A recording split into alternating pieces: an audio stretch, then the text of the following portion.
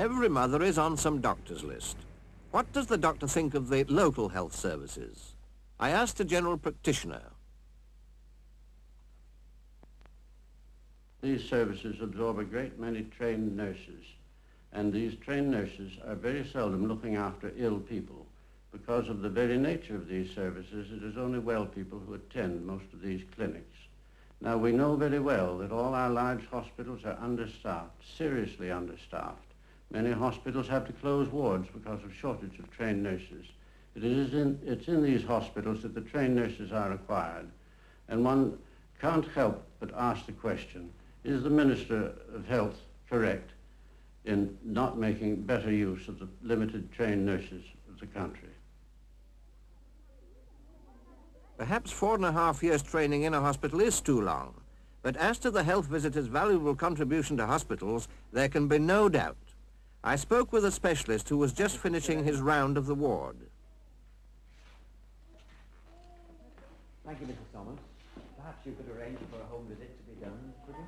Yes, tomorrow. All right. That'll be fine. Thank you. Mrs. Thomas is a health visitor and brings to me and to the hospital reports collected by her colleagues about the children's home background. A hospital doctor has a great difficulty in appreciating the background of his patients because he is not able to see them except detached from their friends and relatives and from the problems that exist at home. But to have reports brought to us and also to have our instructions interpreted to the parents and to the household makes the understanding of a child's illness very much easier. This liaison between hospital and home is surely something that our medical service should provide all over Britain. The care of old people's health is also the concern of the local authority. Breathe in deeply and out. Not only treatment in clinics, but treatment in their own homes. Miss Crewe is 74, and like many old people, she can't look after her feet, so she is being attended by the chiropodist. Mrs. Finn is being attended to by someone from the Old People's Personal Hygiene Service, another service which is very necessary for old people who cannot look after themselves.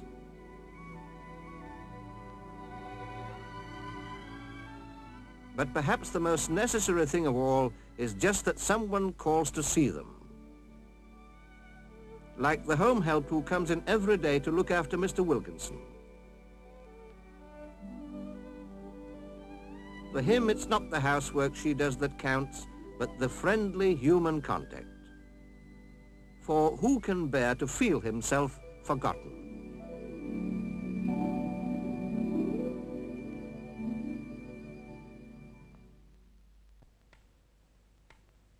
We can't all be useful to the end of our days, and when our work is done, it's hard to sit and wait, knowing that we are out of sight and out of mind.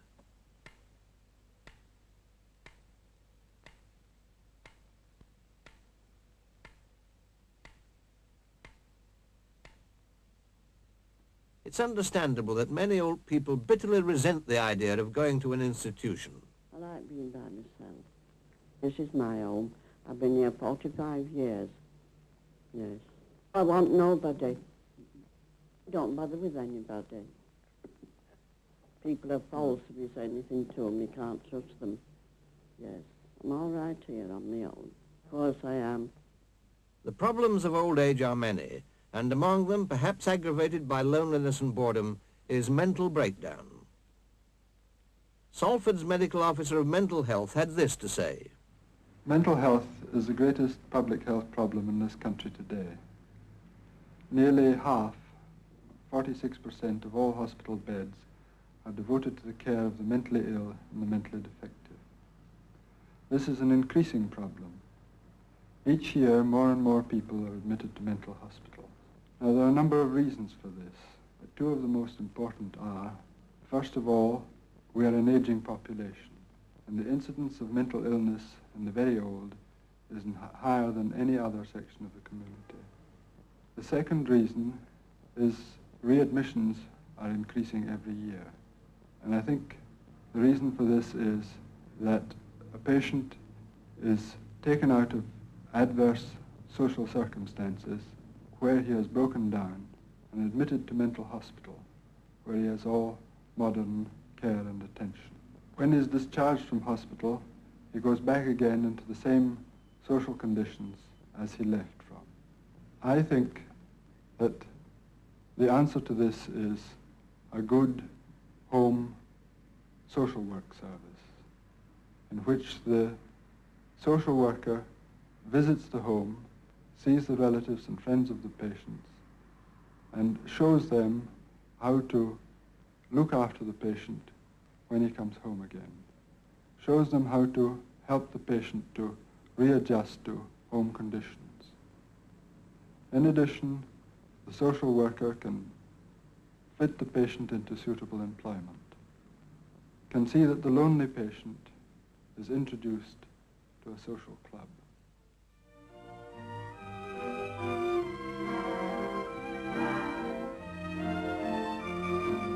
Who are these people? They look normal enough, and so they are, people like you and I. 4 quite normal people can have a temporary breakdown. Here they are, dancing with people who are perfectly well. A woman, aged 40, frightened to leave her home through abnormal fears, would not travel on public transport, unable to concentrate on household duties, attended club for social contact and is improving slowly.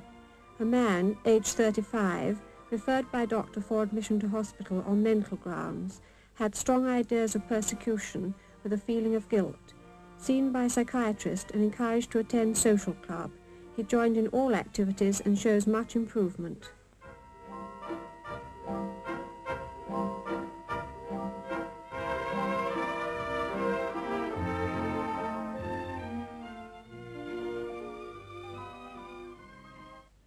For those who require more frequent contact, there is a day clinic.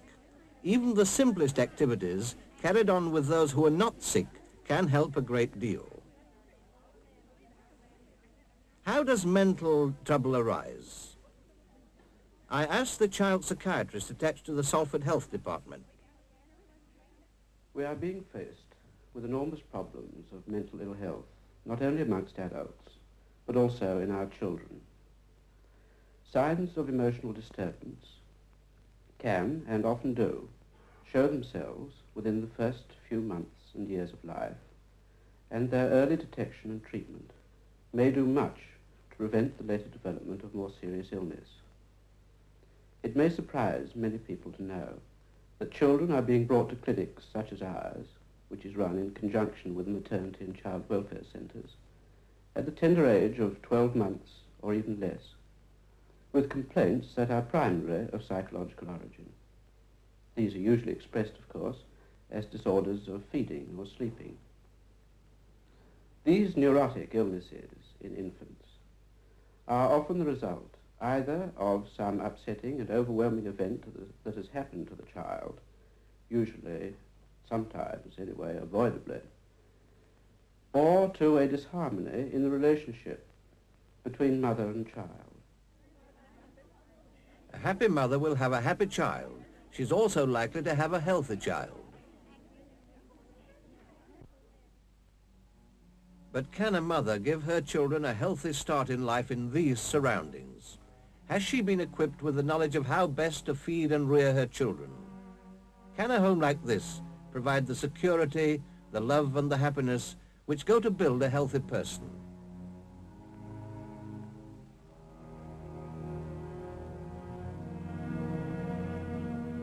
No one would deny that bad housing, poverty and overcrowding are evils that contribute to ill health. Well, slowly we are clearing the slums, but moving into a new house will not necessarily bring with it the knowledge of how to live healthily. We still have a lot to learn, and in Salford, health education is being carried out in many ways. This Mothers Club is one result of the health visitors' work in the home. To you that children's feet, unlike adults' feet, have not got hard bone structures, but they're little bits of gristle, and the spaces between the joints, instead of as in adults, close together, are greatly spaced. that no matter how they're distorted by these tight, small, shrunken woolen booties or tight footwear, they don't feel pain. And that is a significant factor. You've no warning. If a child cried out in pain because these things were hurting, you would naturally do something about it. Through the enterprise of a local newspaper, a children's health club has been started. The mayor came to enroll new members and to present them with club badges and rules of health. Perhaps it is only through the young that we can hope to create a healthy nation.